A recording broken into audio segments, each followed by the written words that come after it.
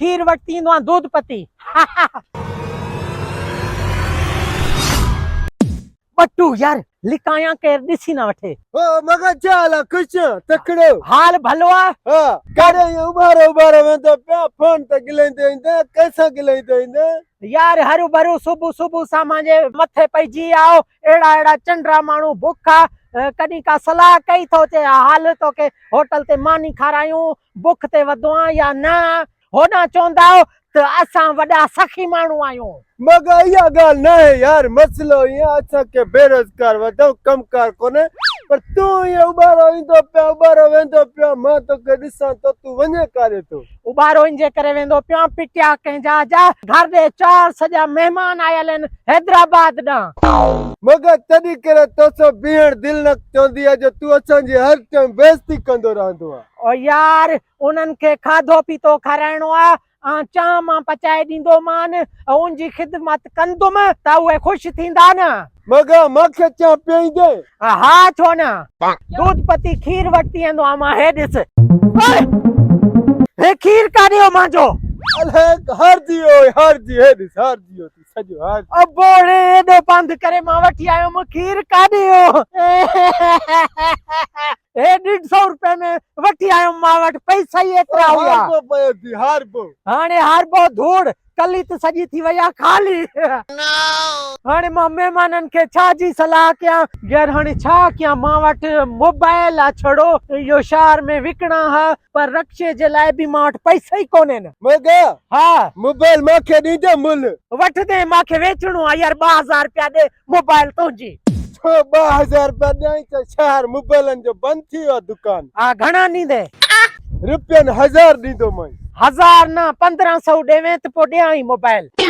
1500? हा मोबाइल आहे सही? सही आहे हलंदो आहे काल बि ईंदी वेंदी आहे। चार्ज फुल जलींदो आहे? फुल घणा ॾींहं? मथो न मार पसंदि अथई त ॾियां न त मां बाज़ार वञी विकणा। न बाज़ार न वञ न मां ॾिसां तो पैसा ॾिसां टोटल यार 1500 रुपया न इहो हाणे तोखे ॾियां हाणे कमकार कोन्हे मां रखी वठोम पर छा करां कोई ना सौरन ॾे गिलणो हूंदो फोन ते। हां पोइ 1500 में वठ तूं। हे वटि पूरा 1500 रुपया थी चेक करे गिन पैसा मोबाइल मांखे मोबाइल ॾियां थो वरी वापस न कंजाई कोन वठदो साईं। बाबा न कंदो मां मजबूरी आहे सौरन ॾे गिलणो जे गरीब माण्हू आहे ये 1500 रुपया खपाए छॾींदुमि मां। बाबा न कंदो मोबाइल सही हुजे वापस न कंदो यार समझे। चलो ठीक आहे ही वेंदो पाए बागा भूलदो आ। हां अला यार मोबाइल जी खुशी में गाल विसरी भूल अकड़।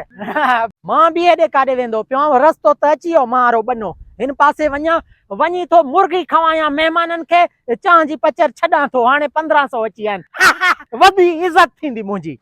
अची आसनी भागा अची आवे वाह जो ठोड़े के आज चत्ती हणी आया हूं। हां हाणे गाल बुध हाणे तोखे हिस्से में खीर ता ॾियूं ऐं तोखे मोबाइल जी बैटरी ता ॾियूं ये 1500 रुपया मांखे वापसी कर।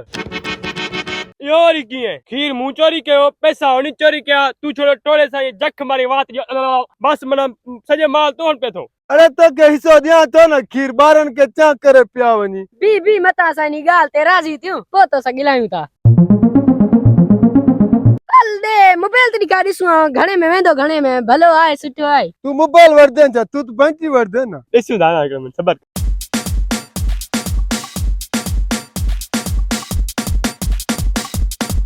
ही निभागा बंदी विया भाई पैसा भी खणी विया मोबाइल भी खणी विया हाणे त मां रुली वियुमि हाणे मूंखे त मिलियो ई कुझु कोन लॻे थो हिन ठोड़े जी पिट खाई वई अबो।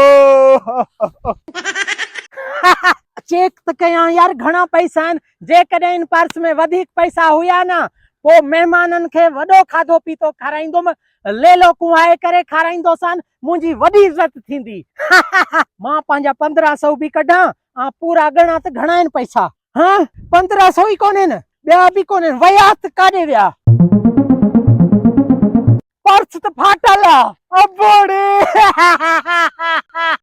रुली न वियुमि बर्बाद थियो मोबाइल ई मुंहिंजी वई 1500 रुपया विया खीर वियो अॼु ॾींहुं मुंहिंजे लाइ वॾो बुरो लॻो मोगे जी मार कब न चारा।